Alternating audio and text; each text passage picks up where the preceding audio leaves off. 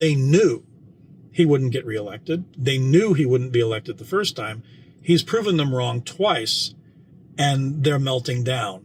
Their world has come crashing down around them, and that is why they're losing their minds, because of their worldview.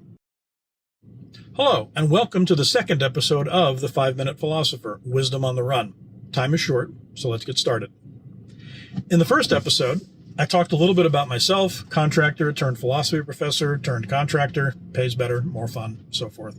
And also laid out a little bit about the origin of philosophy, its meaning, and the significance of the several subdisciplines within philosophy, especially for our purposes here today.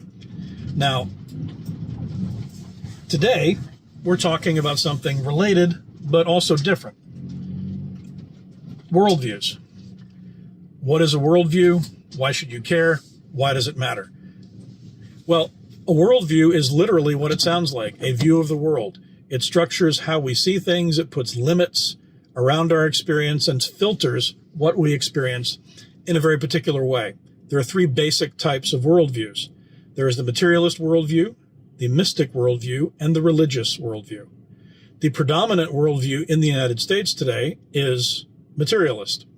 The materialist worldview holds not necessarily that there's no such thing as spirit or there's no such thing as faith or that sort of thing, but that material is the primarily real thing, stuff. Can I touch it? It's real. If I can't touch it, it's not. If you've ever heard someone say, I don't believe in anything I can't see, touch, feel, and so forth, that person is a materialist. This is significant because our media and most of our political establishment, virtually all of our academic establishment, which is why I'm no longer part of it, holds to the materialist worldview.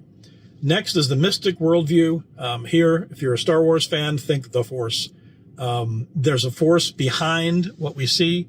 What we see may be real, but what lies behind it gives it power, and without that, it wouldn't exist. Finally, there's the religious worldview. Now, this could include members of any number of religious faiths. Why does any of this matter? Well, it matters because, again, worldviews structure how we see everything. Specifically, related back to what we talked about in the last video, to metaphysics, epistemology, and ethics. Metaphysics, quickly, is theory of reality. What is real? What isn't real? So, for example, a materialist might say, yes, sure, there's such a thing as love, but it's just a biochemical process. It's something that happens in our brains and makes us feel a certain way. You know, we get the feels, we get the icks, we get the whatevers. But that's not spiritual or emotional, really. Even our emotions are just products of our brain and our brain chemistry and the way that our body processes our experiences. A lot of people believe that. Most of our media, virtually all of our media, virtually all of our academics, and most of our political establishment believes that. And again, why does this matter? It matters because if you don't believe in a higher power, and materialists do not, the only thing you can believe in is yourself.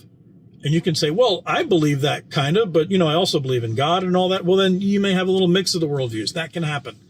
But generally speaking, people who have a materialist worldview do not have a conception of anything higher, do not have an idea of God as having created the universe or caring about the universe, caring about the people who live in it. So who is the ultimate authority? Human beings. How do we know things? Well, we know things through science because we're materialists. You can't know things through prayer. You can't know things just by thinking about it. You have to test it. So these people who are running the show in the media and in academia, and largely even in our government, cannot fathom that Donald Trump could have been reelected to the presidency. First, they think he's a buffoon, he's Hitler, he's a Nazi, blah, blah, blah, whatever. Save that for another time, maybe. But that's not really the key thing. The key thing is they knew he wouldn't get reelected. They knew he wouldn't be elected the first time.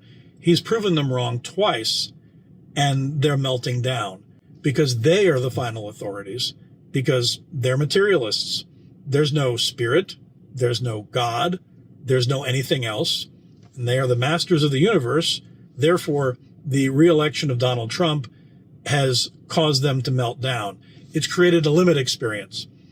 Something has happened which is not possible. It would be as if a Christian found out that there was no Jesus Christ, or a Muslim found out that Muhammad was not the prophet.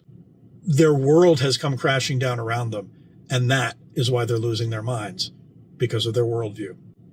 I hope you found this video interesting. If you have, please like and subscribe. Whether you have or haven't, please leave a comment.